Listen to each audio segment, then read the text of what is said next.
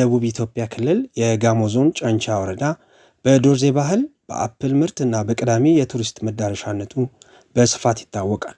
ነገር ግን ለብዙ ዓመታት እነዚህን ሀብቶች ከገበያና ከሌሎች ከተሞች ጋር የሚያገናኝ ምቹ መንገድ ባለመኖሩ በሚገባው ልክ ሳይጠቀም ቆይቷል። መንገድ ባለመኖሩ ሰዎች በእግራቸው ለመጓዝ ምርታቸውንም በሸክም ወደ ገበያ ለማድረስ ይገደዱ ነበር። እኛ ከዚህ በእግራችን ነበር ስንማር የነበር ነው። በእግራችን እና በእግራችን ስንማር 10 ሰዓት ተነስተን 12 ሰዓት ጫፍ ላይ ነው የምንደርሰው። ጫነው ማለት ነው። እናቶች በምጥ ይቸገራሉ። መኪና መንገድ የለም። በቃሬዛ ተሸክመው ያመጣሉ። አርሶ አደሩም ከሚያመርተው ምርት ወደ አርባ ምንጭ ማዕከላዊ ገበያ ለማቅረብ በትከሻው ተሸክሞ ነው ወደዚህ ወደ ጨንቻ መንገድ ላይ የሚያወጣው። ዛሬ ግን ያ ታሪክ በመቀየር ላይ ነው። የጨንቻ ጫኖና ጊርጫ ኤዞ መገንጠያ በአጠቃላይ 29 ኪሎ ሜትር ርዝመት የሚሸፍን አስፋልት መንገድ ፕሮጀክት በመከናወን ላይ ይገኛል። ፕሮጀክቱ የጨንቻ ጫኖ ግርጫ ኤዞ መንገድ ነው የሚባለው። 2 ክፍል ነው ያለው። የመጀመሪያው ዋና መንገድ 22 ኪሎ ሜትር ርዝማኔ ያለው ከጨንቻ እስከ ጫኖ ድረስ ያለው ሲሆን ስፐር ሮዱ ከኤዞ እስከ ግርጫ ድረስ 7 ኪሎ ሜትር አጠቃላይ 29 ኪሎ ሜትር ነው የሚሆነው። የመንገድ ግንባታውን ሀገር በቀሉ ኪቢሽ ኮንስትራክሽን ከፌዴራል መንግስት በተመደበ በ1.6 ቢሊዮን ብር በጀት እያከናወነ የሚገኝ ሲሆን አሁን ላይ የግንባታው ሂደት በመፋጠን ላይ ይገኛል። አሁን ከረንትሊ ያለው ፕሮግረስ 49.1% ይጠጋል። 41.1% ደርሰናል። በኪሎ ሜትር ስናየው 14.7% አኮምፕሊሽ አድርገናል ከ29 ኪሎ ሜትሩ። ከዛ ውስጥ አስፋልት 9 ኪሎ ሜትር አልብሰናል። የቤዝ ኮርስ ስራ 9.2 አድርሰናል።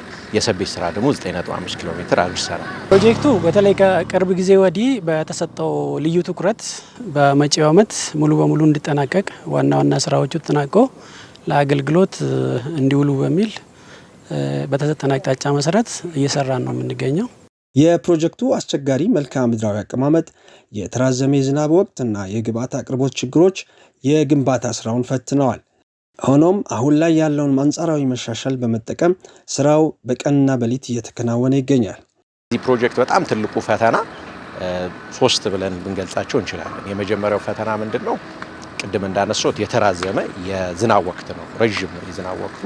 ስለዚህ እሱ የምንሰራበትን ጊዜ አጭር አድርጎብናል። በብላት እየተጠቀምን ያለ ነው። ደረቁን ሰዓት ስናገኝ 24 ሰዓት የመስራት ነው። በደብል ሽፍት በ3 ሽፍት አድርገን ነው እየሰራን ያለ ነው። ያያችሁትን አስፋልት በአጭር ጊዜ ውስጥ በ2 ወር ውስጥ ነው 9 ኪሎ ሜትሮች የተሰሩት። ስለዚህ ያንን ሜቶዶሎጂ ነው እየተጠቀምን ያለ ነው። ሁለተኛው ችግር ቶፖግራፊው እንዳያችሁት በጣም ውስብስብና አስቸጋሪ ነው።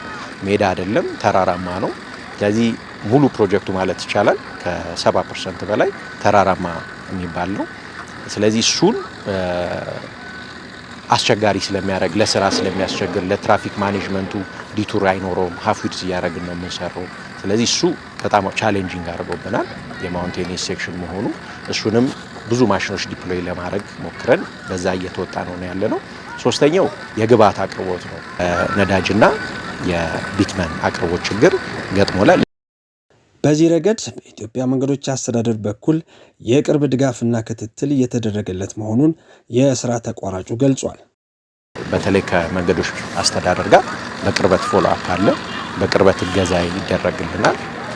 በተለይ ፒኤምኦም ኦፊስ ከዋና መስሪያ ቤትም ዳይሬክተሮች ጭምር መጥቶ የኛን ፕሮጀክት በማማከር የዲዛይን ኢሹዎችን እግር በእግር በመፍታት የራይት ኦፍ ዌይ ቅድም ያላነሳሁት አንደኛው ተግዳሮት የራይት ኦፍ ዌይ ችግር ነው።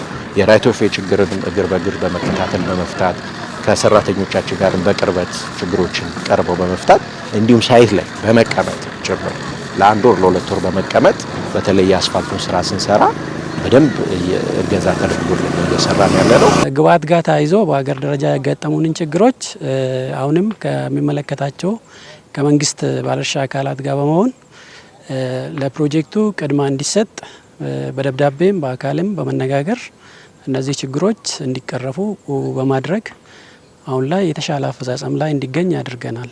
ዛሬ ላይ የመንገድ ግንባታው እንግልትና የትራንስፖርት ወጪ እንዲቀንስ ከማስቻሉም ባለፈ አርሶ አደሩን ከገበያ ጋር አስተሳስሯል። በተለይ ከጨንቻና አካባቢው የሚመረቱ አፕል፣ የሸማ ልብስና የወተት ምርቶች ወደ ማዕከላዊ ገበያ በቀላሉ እንዲደርሱ መንገዱ እድል ፈጥሯል። አስፋልቱ በጥሩ ሁኔታ ተሰርቶ ዳገት የሚባል ነገር ሁሉ የለም።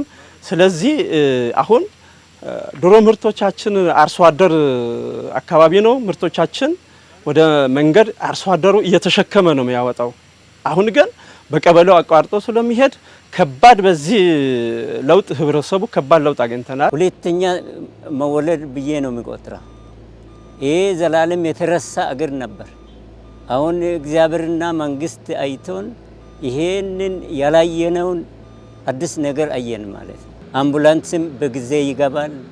አምቡላንስ እንኳን ከሌለ ባጃጅ እንኳን መጥቶ ይወስደናል። እናቶቻችን በጀርባቸው አዝለው ወንዶችም ደግሞ ተሸክሞ ነው ይዞ ሲሄዱ የነበሩት።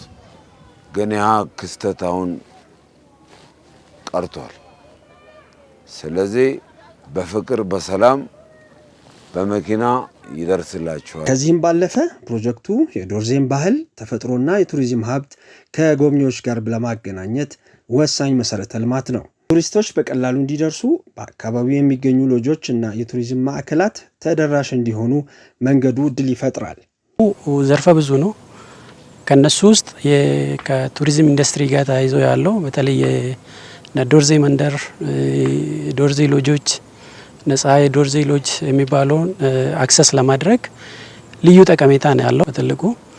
በሌላ በኩልም እነዚህ እና ሸማ የሚባሉ የዶርዜ አካባቢ ማህበረሰብ የሚታወቅበትን በሰፊው ለማዳረስ ልዩ ጠቀሜታ ያለው መንገድ ነው። መንገዱ በጣም በትልቅ ደረጃ አስፈላጊና ቱሪስቶች ምንም ሳይሰላችሁ መንገድ ሳያንገጫግጫቸው አዋራ ሳይነካቸው ዶርዜ ደርሰው ቶሎ ቶሎ በመመላሳቸው በጣም ትልቅ እድል ነው ለቱሪስቶችም። የመንገዱን ለውጥ በአይናቸው የመሰከሩ ያሉት የአካባቢው ነዋሪዎች ነገም ይህ መንገድ ሙሉ በሙሉ ተጠናቆ የነገ ህይወታቸውን የበለጠ የሚያሻሽልበትን ቀን በታላቅ ተስፋ እየተጠባበቁ ነው። አስፋልቱ ሳይሆን ወርቅ ነው ያደረጋችሁት። ቤታችሁ ሁሉ ወርቅ ይሁን።